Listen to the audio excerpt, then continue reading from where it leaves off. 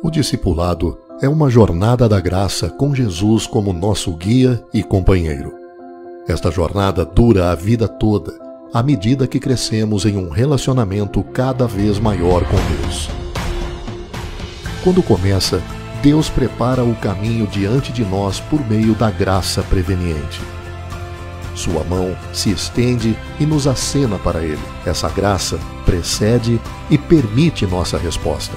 Em seguida, Jesus nos resgata do pecado por meio da graça salvadora e nos leva à verdade que nos liberta. Quando o aceitamos, Ele nos redime, nos torna uma nova criatura e nos adota em sua família. Finalmente, o Espírito Santo nos capacita a viver uma vida totalmente consagrada a Deus. A graça santificadora começa no momento em que experimentamos a salvação. A santificação inicial é seguida pelo crescimento espiritual na graça, até que em um momento de plena consagração e completa entrega de nossa parte, Deus purifica e limpa o coração. Estamos todos juntos nessa jornada. Cristo chama seus seguidores para uma jornada com pessoas de nenhuma fé, para uma nova fé, uma fé madura. Convide outras pessoas para acompanhá-lo em sua jornada, compartilhando a história da graça de Deus em sua vida com outras pessoas. Para saber mais, visite nazarene.org/journey.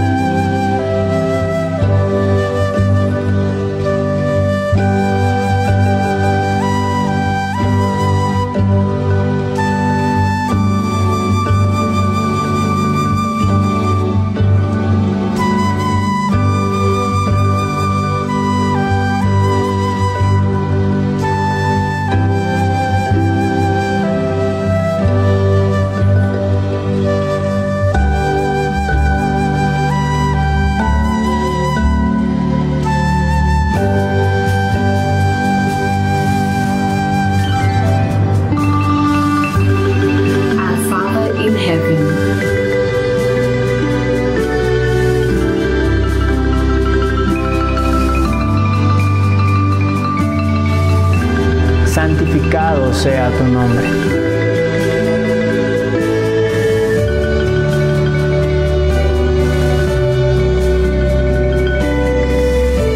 Que ton règne vienne.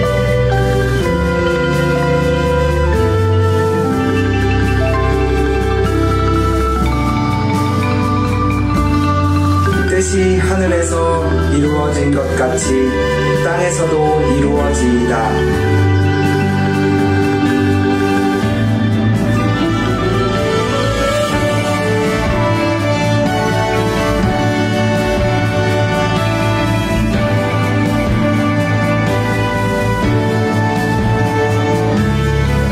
Perdoe as nossas dívidas.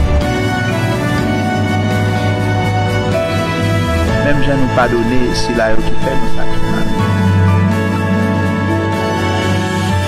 원라 오코로미야와세스. But deliver us from evil. Want aan U behoort die koninkryk, die krag en die heerlikheid tot in ewigheid. Amen. Amen. Amen. Amen. Amen. Amen. Amen. Amen.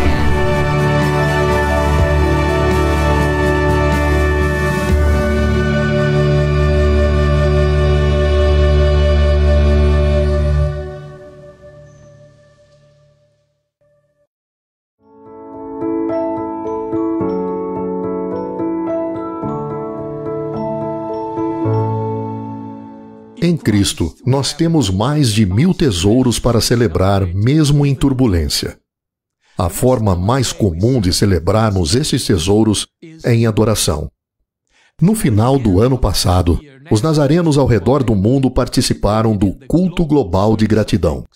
Agora, no dia originalmente marcado para começar a nossa 30ª Assembleia Geral, nos unimos em uma celebração da graça. Em Jesus, o Filho de Deus, a demonstração da graça de Deus é tão grande que ninguém pode sequer compreendê-la.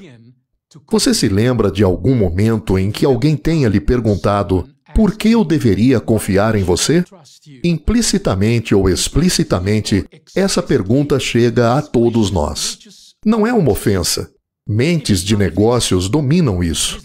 O marketing coloca essa pergunta em nossas bocas, nos persuadindo a seguir cuidadosamente os passos preparados para responder. Algumas pessoas dizem que elas só precisam olhar atentamente na sua sobrancelha ou bochechas para decidir rapidamente se podem confiar em você. Outros fazem isso observando a linguagem corporal. Ainda outros só confiarão em você se suas sábias mentes disserem para eles confiarem. Uma mente sábia é o que os psicólogos chamam da habilidade de combinar pensamento lógico, derivado de nosso mundo, com a consciência emocional construída por uma experiência passada para saber o que é verdade. Por que eu deveria confiar em Jesus? O Evangelho de João nos ajuda a encontrar a resposta. João apresenta Jesus como alguém que podemos confiar, não por causa das suas sobrancelhas, bochechas ou linguagem corporal, mas por quem ele é. João começa o livro com a declaração das credenciais de Cristo e termina declarando-as novamente. No capítulo 13, uma conversa crucial sobre a identidade de Jesus aconteceu. Jesus estava preparando os discípulos para a separação, a reunião vindoura e o que estava entre elas. Pedro, aparentemente incerto sobre o que estava falando, mas, sendo sincero, perguntou: Senhor, para onde você está indo? Jesus respondeu: para onde eu vou, vocês não podem ir agora, mas vocês irão mais tarde.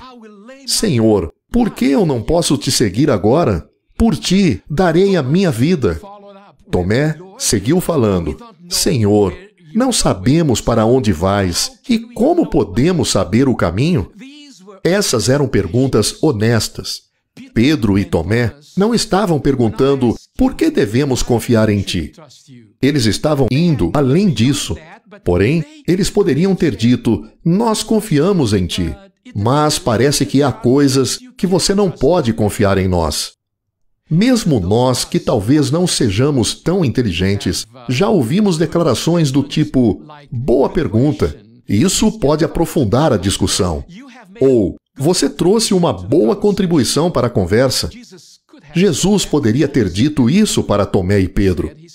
Ao invés disso, ele disse: eu sou o caminho, a verdade e a vida. Ninguém vem ao Pai senão por mim. João, capítulo 14, versículo 6. 7 vezes no livro de João, Jesus usou o termo eu sou, com uma metáfora para se identificar e convidar não somente Pedro e Tomé, mas todos a confiarem nele. Eu sou, ego eimi. E sim, eu sou. Eu, e não outro, sou. Eu sou o caminho. Pessoas buscam maneiras de tornarem-se, maneiras para conquistar, formas de vencer, jeitos de superar. O caminho de Jesus vai muito além das instruções, informação, regras e oportunidades. Esse caminho é uma pessoa que veio ao mundo e fielmente cumpriu com a sua missão de salvar e levar aqueles que acreditam nele para estarem unidos ao Pai. Falar do caminho foi uma ferramenta poderosa para Jesus se identificar. Seus ouvintes estavam sob o governo do Império Romano, famoso por construírem caminhos para conquistar e dominar.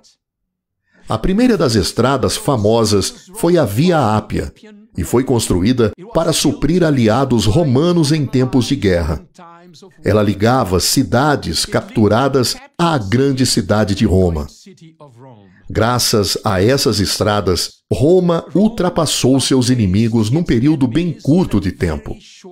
O caminho de Jesus, mais poderoso, confiável, visivelmente verdadeiro, fez com que a grande estratégia romana parecesse bem pequena. Jesus é o caminho para o próprio Deus, construído para nos levar não somente para um lugar de triunfo terreno, mas até Ele mesmo.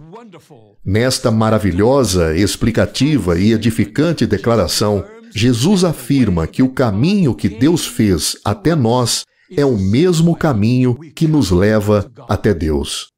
Jesus.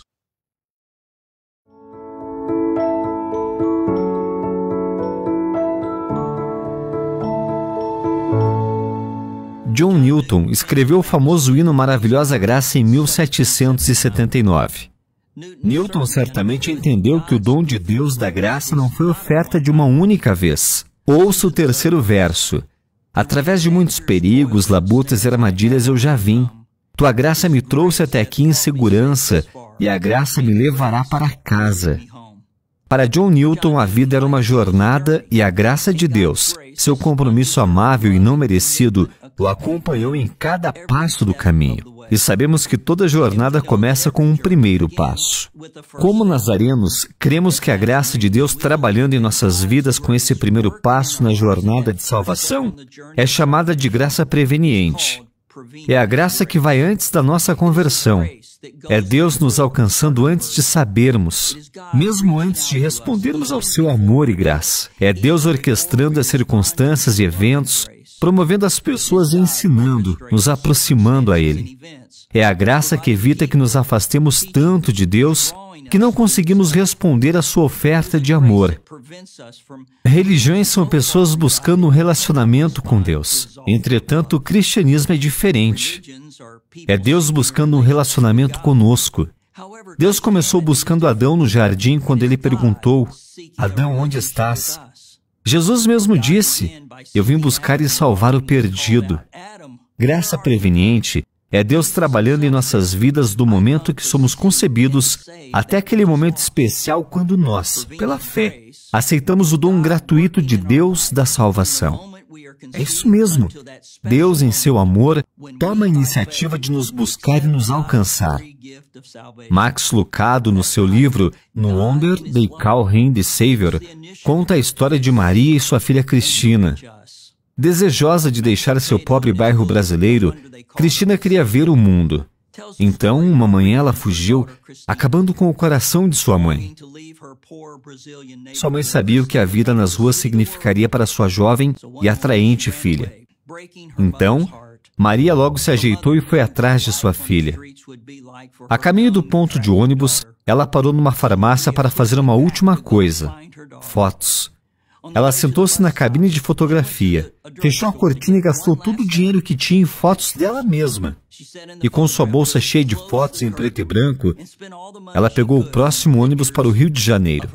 Maria sabia que Cristina não tinha como ganhar dinheiro e ela também sabia que sua filha era muito teimosa para desistir. Então, Maria começou a buscar em bares, hotéis e clubes noturnos, e em cada lugar, ela deixava uma foto sua colada em um espelho de banheiro, presa em um mural de um hotel ou amarrada no canto de uma cabine de telefone. Atrás de cada foto, ela escreveu um recado. Não demorou muito para o dinheiro e as fotos de Maria acabarem, e ela teve que ir para casa. Foi um tempo depois que Cristina desceu das escadas de um hotel decadente. Seus sonhos tinham se tornado um pesadelo. Sua vida tinha se tornado uma bagunça pecaminosa. E assim que ela chegou ao pé da escada, seus olhos notaram um rosto familiar. Ela olhou novamente, ali no espelho da entrada havia uma pequena foto preto e branco de sua mãe. Os olhos de Cristina queimaram e sua garganta apertou ao cruzar o salão e remover a pequena foto. E no verso, Maria, sua mãe, havia escrito o seguinte: não importa o que você fez, não importa o que você tenha se tornado, não tem problema. Por favor, venha para casa. E a Cristina voltou para casa. E Deus deseja que todos nós voltemos para casa.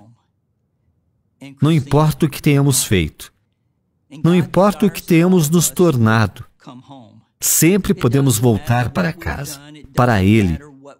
E assim como Maria, buscando e lutando por sua filha, mesmo quando sua filha nem tinha noção disso, em graça preveniente, Deus ainda está nos buscando enquanto estamos vivendo uma vida de pecado.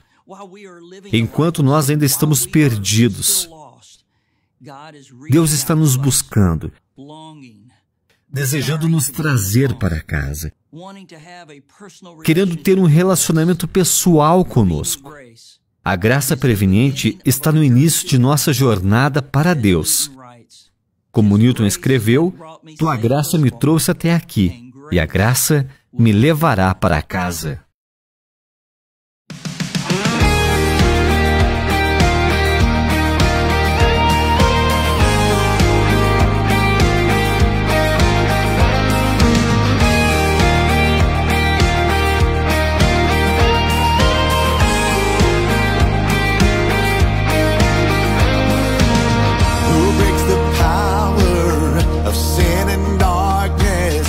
Love is mighty and so much stronger. The King of glory, the King above all kings, who shakes the whole earth with holy thunder and leaves us breathless in awe and wonder. The King of glory, the King above all kings. The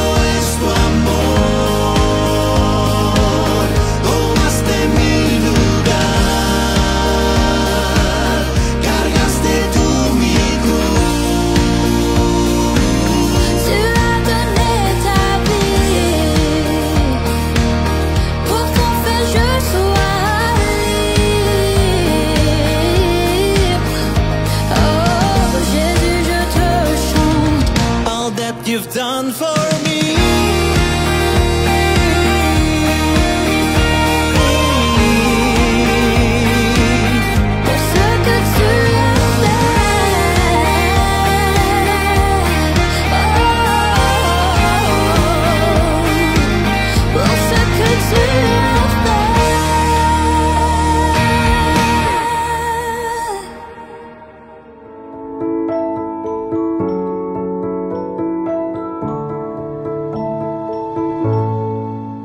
Recentemente assisti a um programa de televisão em que uma jovem estava cantando.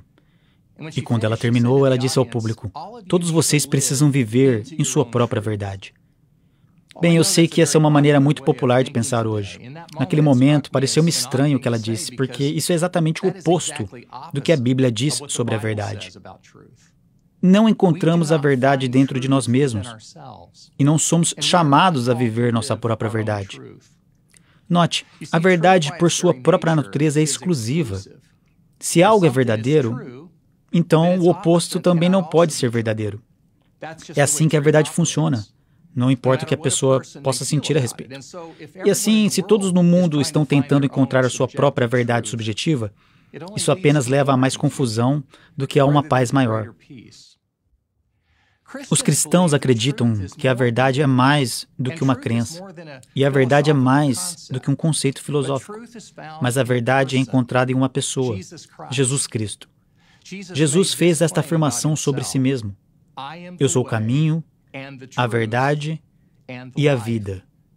Ninguém vem ao Pai a não ser por mim. Essa afirmação declarativa nos diz algo muito, muito importante. O cristianismo não nos dá a opção de muitas crenças ou verdades. E dessa forma, o cristianismo é diferente de todos os outros sistemas de crença. Outras religiões mundiais ensinam que devemos nos reunir, temos que orar muitas vezes ao dia, temos que dar esmolas aos pobres, temos que jejuar, temos que fazer uma peregrinação, temos que usar uma roda de oração, não comer certos alimentos, temos que viver uma vida moral e inúmeras outras possibilidades. E que se fizermos essas coisas, talvez prepararemos nosso caminho para o nirvana, para o paraíso, para o céu ou para Deus. Mas o cristianismo diz algo muito diferente. Nunca iremos merecer nosso caminho para o céu. E nunca poderemos merecer nosso caminho para um relacionamento correto com Deus. Não temos o que é preciso para fazer isso, mesmo se tivéssemos 1000 vidas. Mas o cristianismo diz que, quando não podemos ir a Deus, quando não podemos merecer o nosso caminho, Deus toma a iniciativa de vir e nos salvar. Isso é o que chamamos de graça. E por causa de sua grande graça, Deus enviou seu Filho para nos resgatar das consequências do pecado e da morte. E em Jesus Cristo nos é oferecido o presente triplo: perdão de nossos pecados, vida abundante agora e vida eterna para sempre. Deus não é desconhecido, como alguns diriam. Deus não é inacessível, como alguns diriam. Deus não é uma força. Não estamos sozinhos, como diriam alguns. Mas por causa de Jesus, conhecemos o caminho. Temos a verdade e experimentamos a verdadeira vida.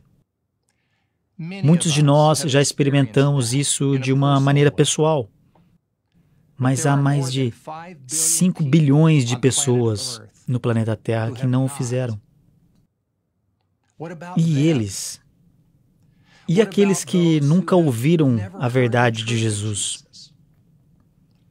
Não tenho respostas bem embaladas para esse tipo de pergunta. Mas quero destacar 3 convicções sobre a verdade que acreditamos serem essenciais. Convicção 1. Jesus é o único Senhor e Salvador desde o céu. A Bíblia inteira dá testemunha disso. O Antigo Testamento nos aponta para um Messias vindouro. O Novo Testamento nomeia Jesus como Cristo.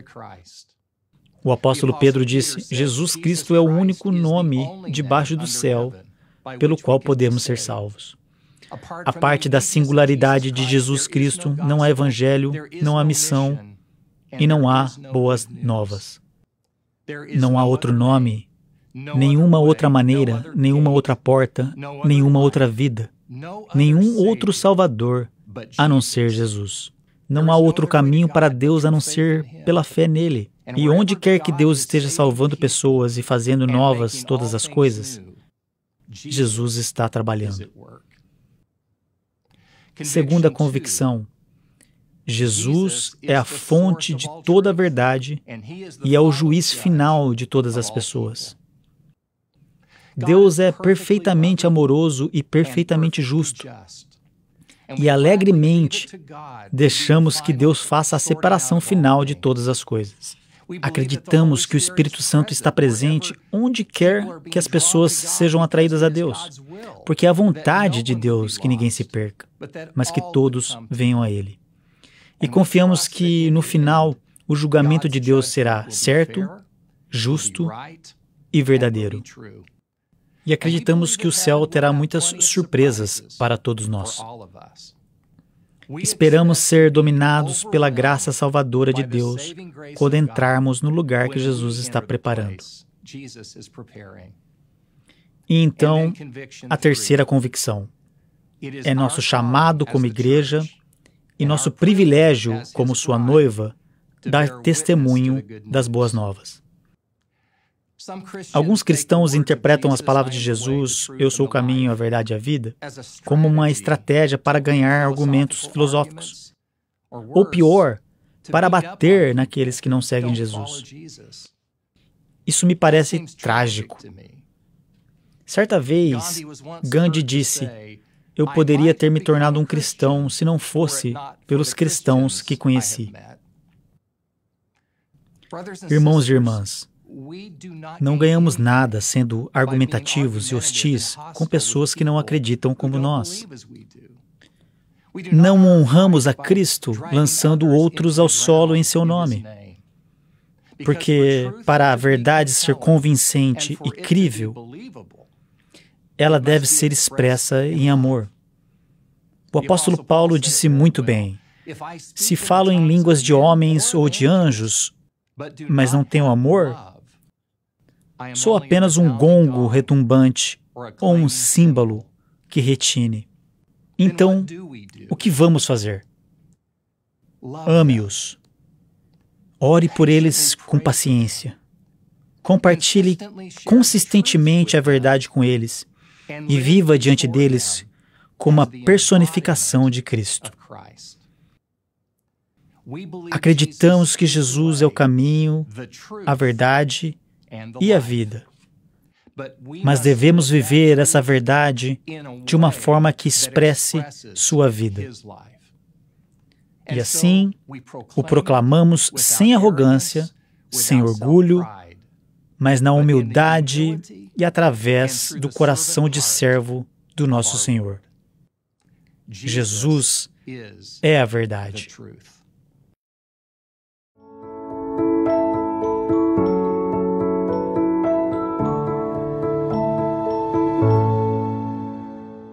Então, quais são as implicações da profunda declaração de Jesus de que Ele é a verdade?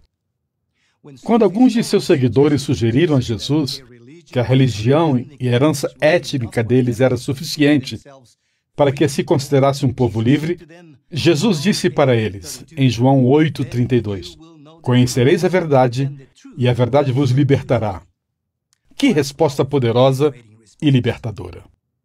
Ao caminharmos com Jesus e nos aproximarmos dele, graças à graça preveniente de Deus, através do trabalho de seu Espírito Santo, o mesmo Espírito de Deus nos revela a verdade completa da pessoa de Cristo, que a verdadeira, absoluta, tem o poder de nos libertar de fato. Em nossa jornada com Cristo, mesmo antes de nos tornarmos crentes, através de sua graça preveniente, o Espírito Santo nos leva ao conhecimento e a experiência da plenitude da verdade. Primeiro, o Espírito Santo nos revela o senhorio de Cristo.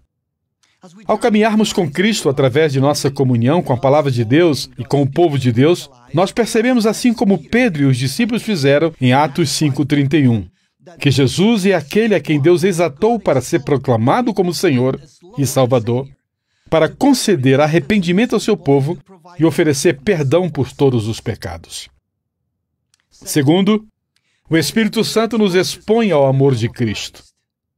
O apóstolo Paulo, em sua carta aos Coríntios, lembra-os que somos constrangidos pelo amor de Cristo, porque pelo testemunho do Espírito, sabemos que, por amor, Jesus morreu para nos salvar, para que todos nós pudéssemos impulsionar os outros ao seu reino através do amor. Seu presente de salvação é um presente de amor. Finalmente, o Espírito Santo nos ajuda a encontrar a luz de Cristo. Em João 8,12, Jesus falou com as pessoas e disse a elas: Eu sou a luz do mundo.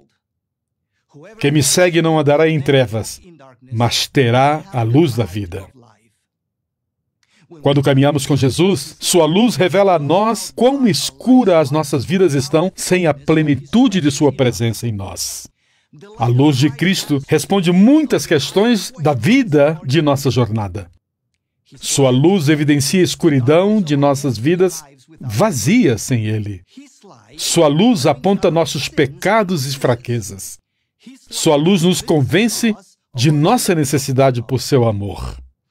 Esse trabalho revelador, impulsionador e convincente do Espírito Santo nos leva a esse povo que caminha com Cristo ao ponto onde seu senhorio, amor e luz são tão irresistíveis que respondemos à oferta da graça, redenção, justificação e perdão. E no ato de fé voluntária, abraçamos o presente da salvação. Entramos na graça salvadora de Deus quando abraçamos a verdade que nos liberta.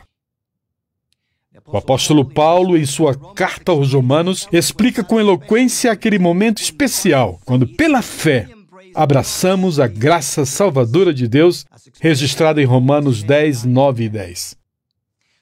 Primeiro, recebemos pela fé o presente da salvação. Segundo, cremos em nossos corações a verdade do senhorio de Cristo. E, finalmente, confessamos que Ele tem o poder sobre o pecado e sobre a morte, e nos unimos a Ele com ações de graças como povo liberto, e somos salvos. Simples assim. Essa é a essência do Evangelho. Movido pelo Espírito Santo, recebemos, cremos e confessamos o senhorio de Jesus Cristo para experimentar a plenitude de sua graça salvadora.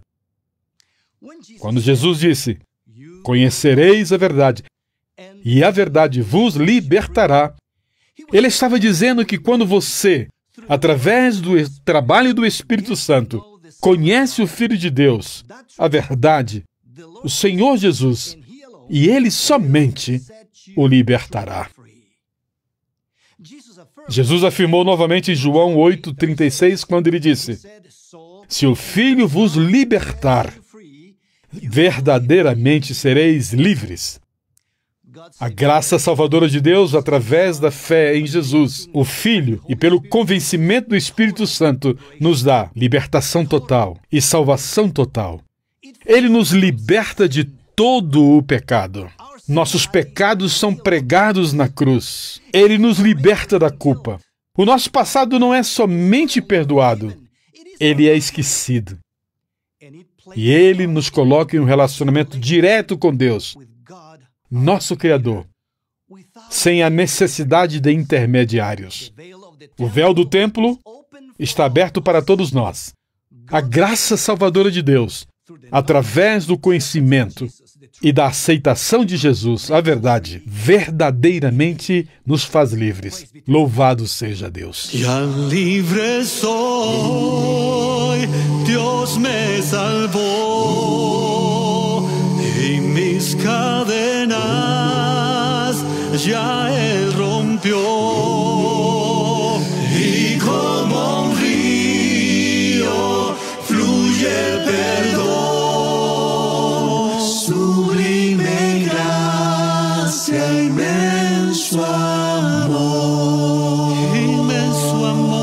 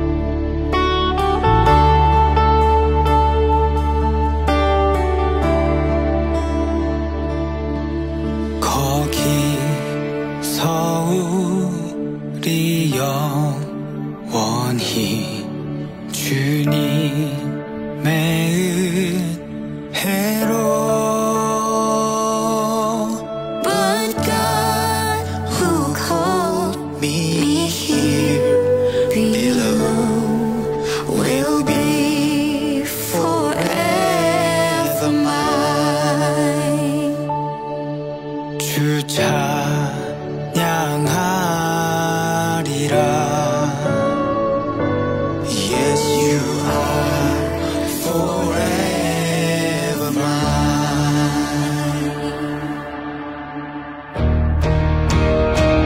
Minhoro yanguka niko huru, Mwokozi wangu kanikomboa, huruma zake Bwana zafurika, pendo la milele, neema kuu.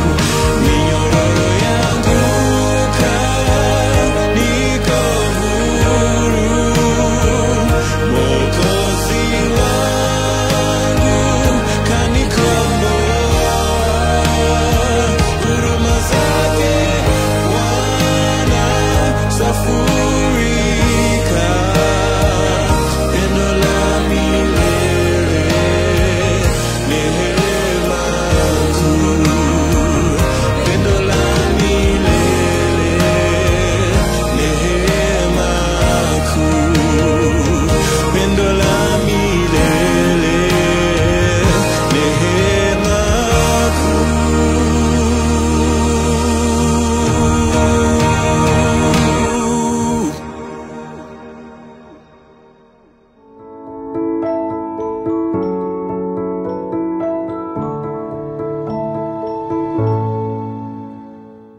Minha avó, Evelina Malatti, teve um papel fundamental em me discipular.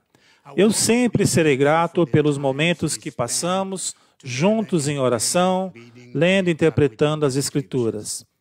Em uma ocasião, ao falar sobre viver santo, ela disse: um viver santo não é meramente um exercício intelectual ou simplesmente manter uma lista de regras.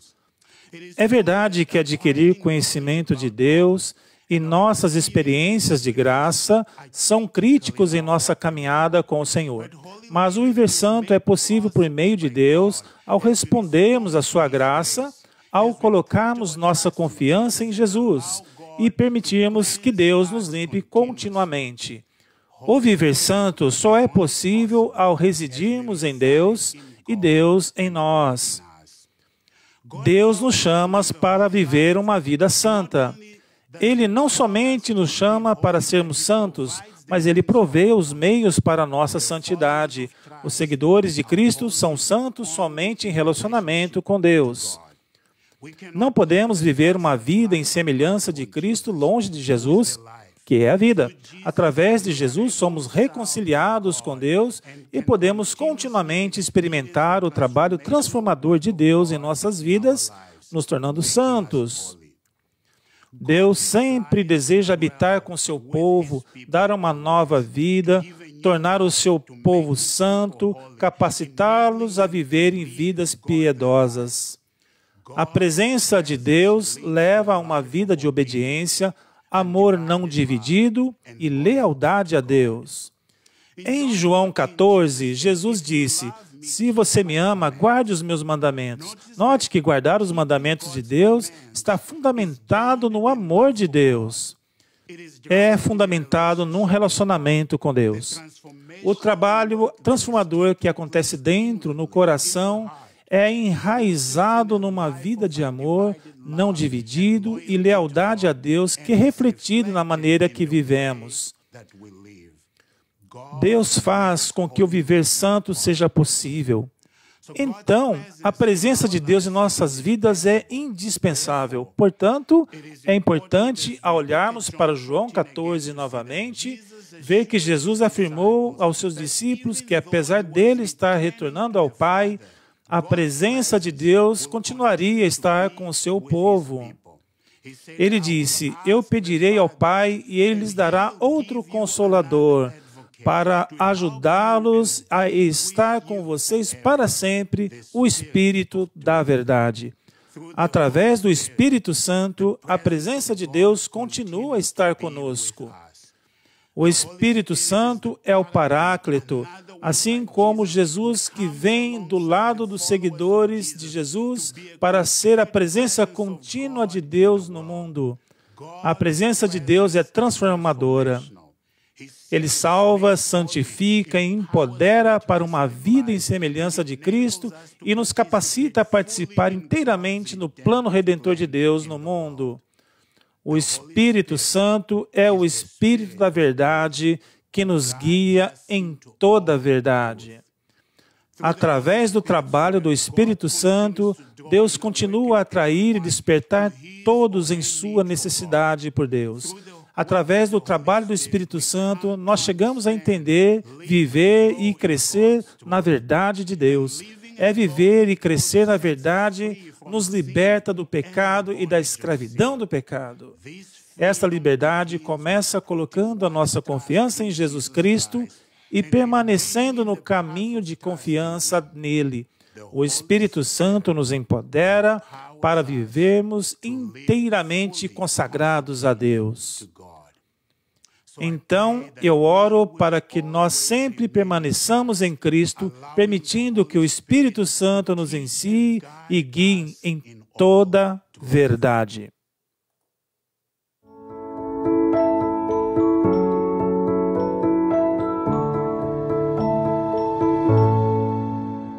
Quando o apóstolo Paulo escreve suas cartas para diferentes igrejas, ele sempre se refere às pessoas naquelas igrejas como santos. Por que ele faria isso? Certamente poderia haver muitos indivíduos naquelas congregações que tinham alcançado a santidade. Ou talvez realmente haviam aqueles que seriam chamados de santos e nós somos os que não entendemos claramente a definição do Paulo. Temos sido influenciados por uma história maior da igreja que tem escolhido criar um padrão particular para aquele que é considerado santo. Eu gostaria de sugerir que Paulo estava simplesmente se referindo àqueles dentro da comunidade da igreja que têm estado na jornada da graça e chegaram a experimentar a graça santificadora de Deus. Agora eles eram o povo santo de Deus, vivendo a vida do discipulado através da inteira habitação do Espírito Santo. Há muito tempo, eu descobri um jornal distrital de 1914 que registrava a segunda Assembleia do Distrito de Nebraska, e no qual o Dr. Phineas Bresee presidiu. O Dr. Bresee, o fundador da Igreja do Nazareno, falou apaixonadamente sobre a necessidade do povo de Deus experimentar o poder santificador do Espírito Santo.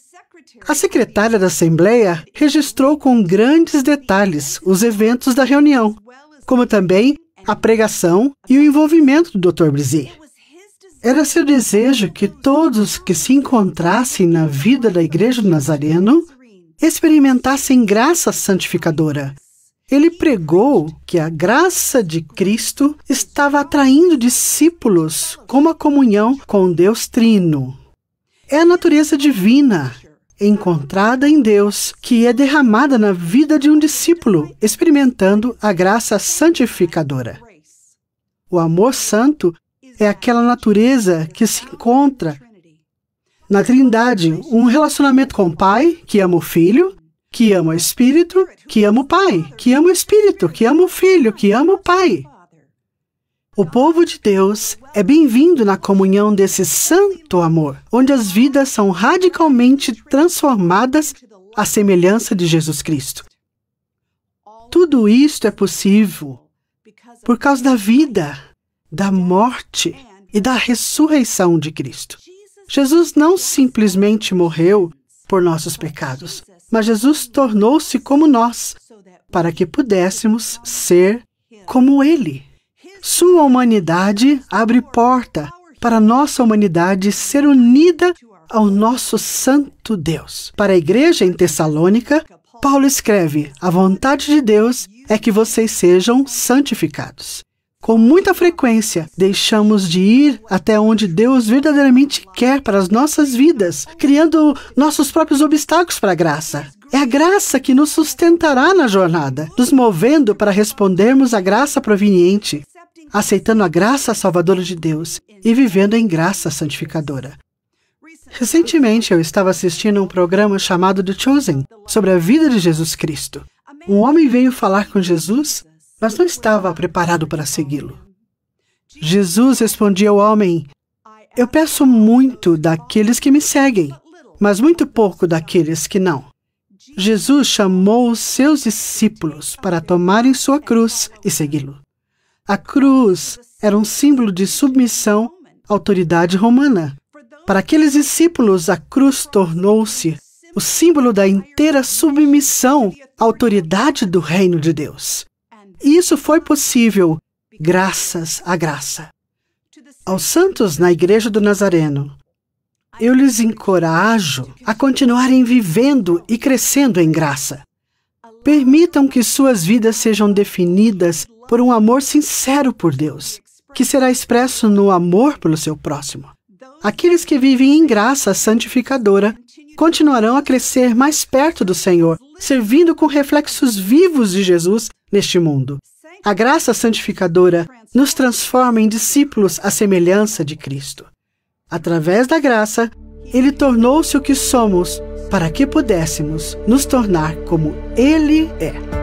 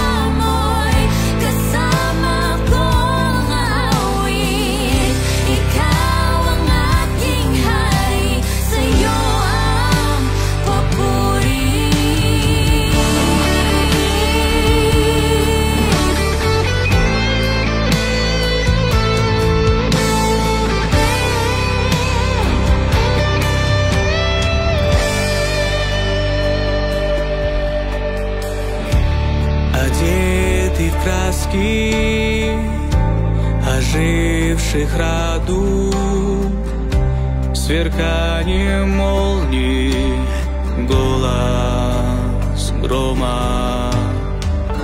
Вохцорутюна говка, его нутюна дрян.